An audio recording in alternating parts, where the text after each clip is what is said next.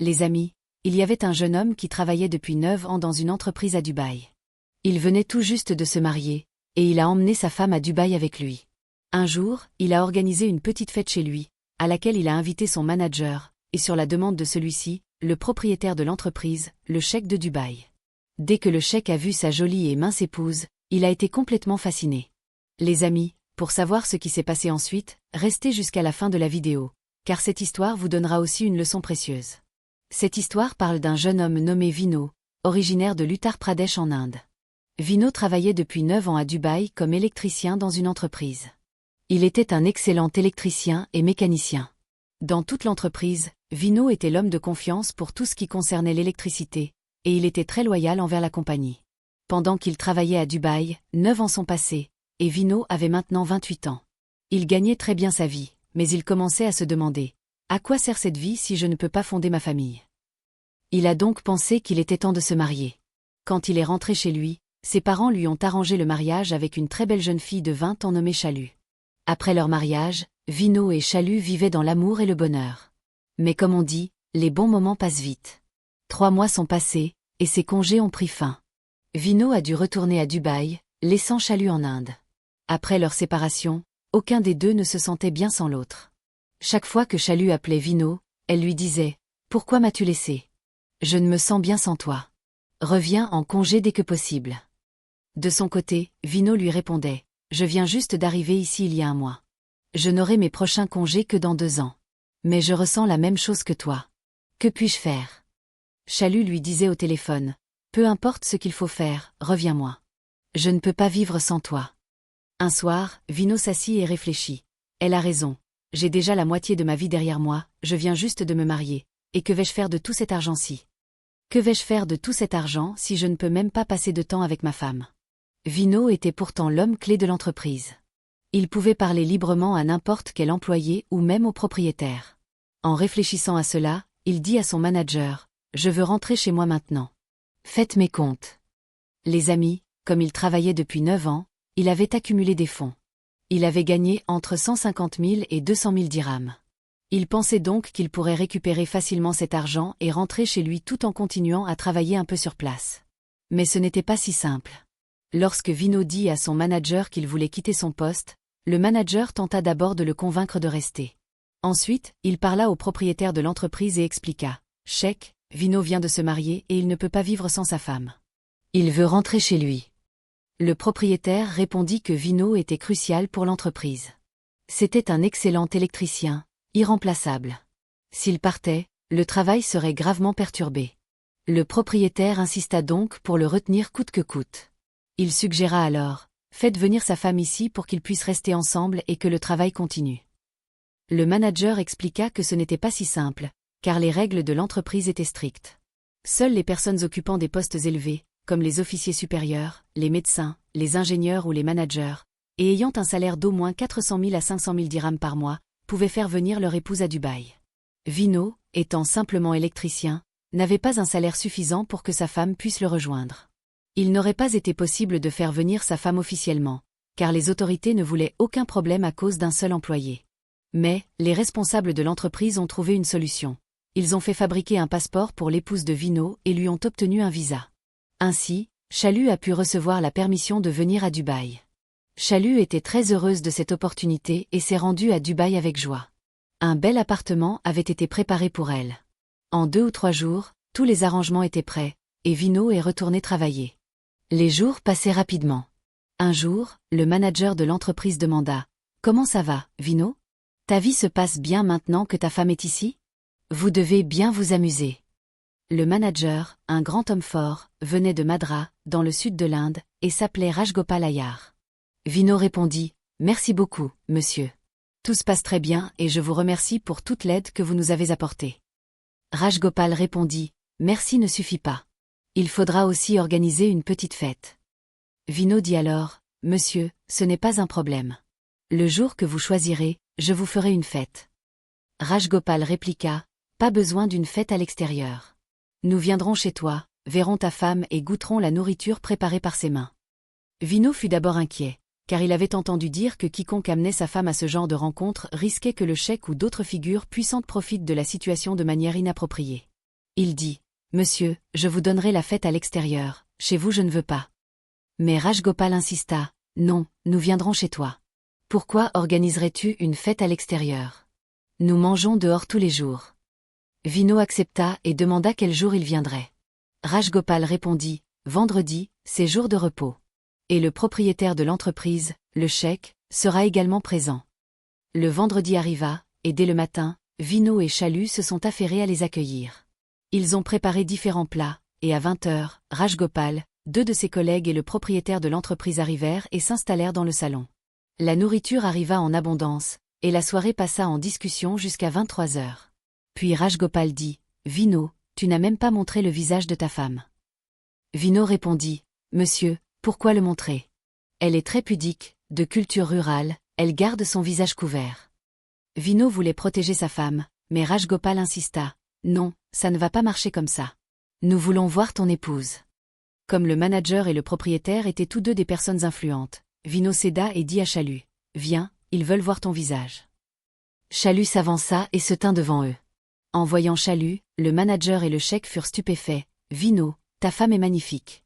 Si seulement nous pouvions aussi rencontrer nos épouses ainsi. » Chalut, entendant cela, devint timide et s'avança pour rentrer à l'intérieur, mais le cheik l'arrêta, « Attends un peu. Où vas-tu? » Il sortit une chaîne en or de sa poche pour la lui offrir. Vino dit alors, « Oh, cheik, ce n'est pas nécessaire. Il n'y a pas besoin de ça. » Mais le manager insista, « Non, il faut montrer ton visage. » Ensuite, le manager prit la main de Chalut de force et lui mit une bague en or avant qu'elle ne retourne à l'intérieur. Vers minuit, les invités quittèrent l'appartement et regagnèrent leur propre logement. Vino et Chalut dînèrent tranquillement après leur départ. Chalut, encore tremblante, dit, « Ne les ramène jamais à la maison. Je ne me sens pas bien avec ces gens. Ce qu'ils ont fait me fait très peur. Ce qui est fait, mais ne recommence jamais ça. » Vino répondit, « Ne t'inquiète pas, ils ne viendront pas tous les jours. » Chalut répliqua, « C'est effrayant quand même. Nous sommes dans un pays étranger. Si quelque chose se passe, personne ne pourra nous aider. » Vino tenta de la rassurer, « Rajgopal Ayar est de notre pays, il ne nous fera rien de mal. » Cependant, le lendemain, Vino se rendit au travail et le cheik le rencontra personnellement.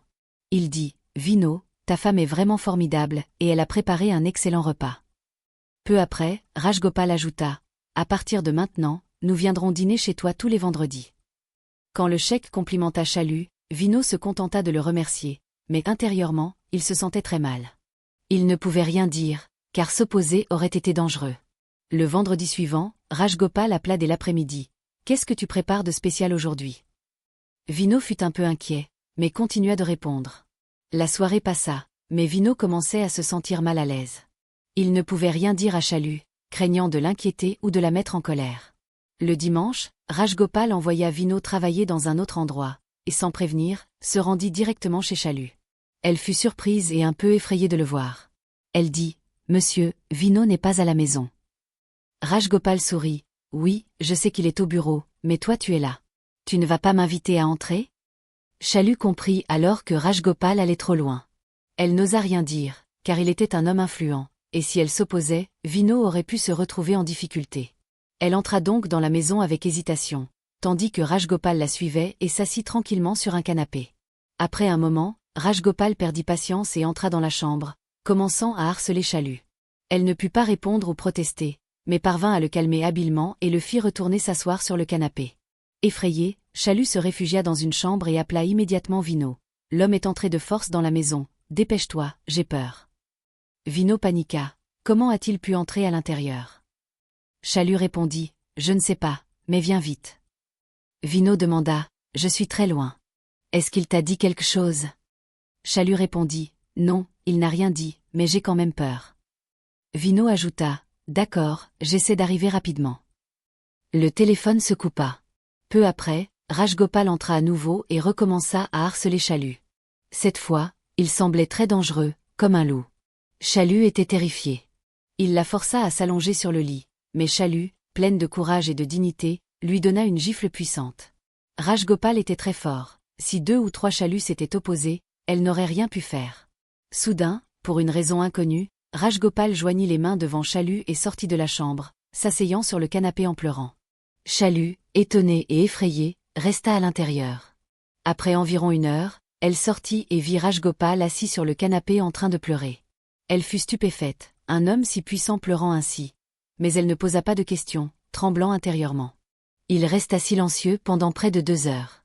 Entre-temps, Vino arriva à la maison et sonna. Avant d'ouvrir la porte, Chalut demanda à Rajgopal, « Monsieur, que se passe-t-il » Il ne répondit rien. Chalut ouvrit la porte, et Vino entra.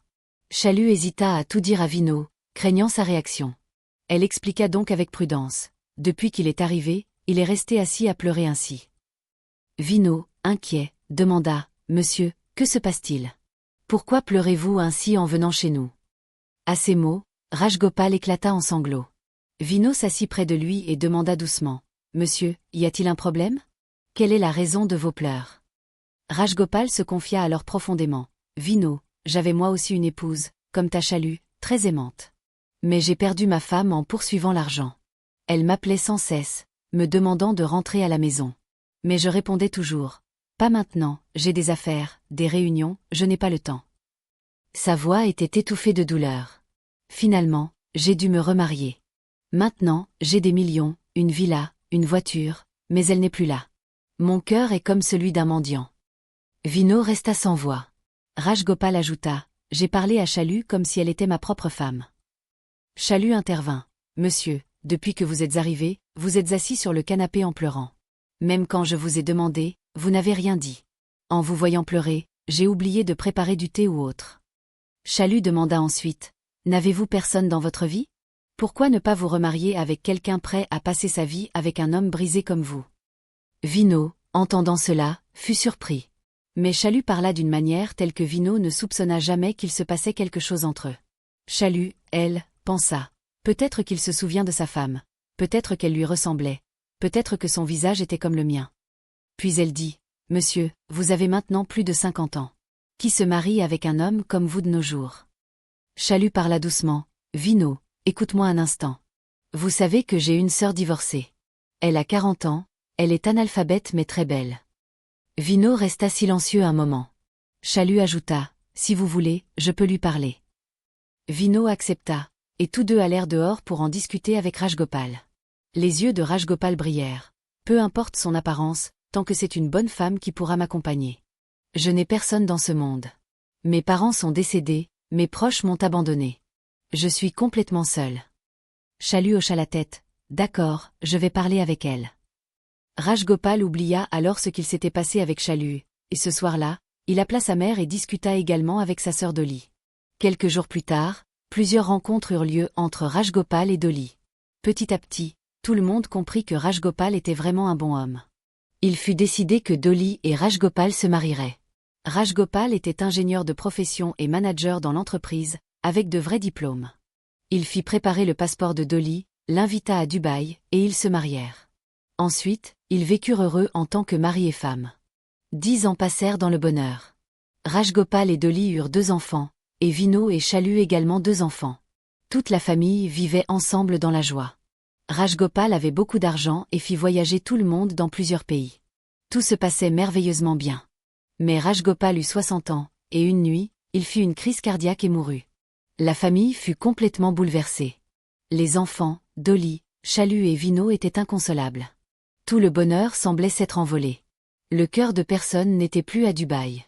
Vino, Chalut, Dolly et les enfants retournèrent alors en Inde. Dolly resta quelques jours chez ses parents, mais elle ne se sentit pas bien. Finalement, elle vendit la propriété de Dubaï.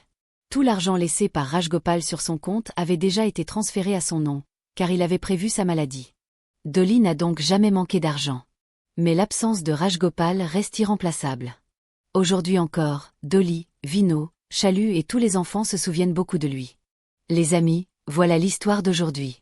Si elle vous a plu, mettez un like, abonnez-vous à la chaîne et activez la cloche de notification. Merci.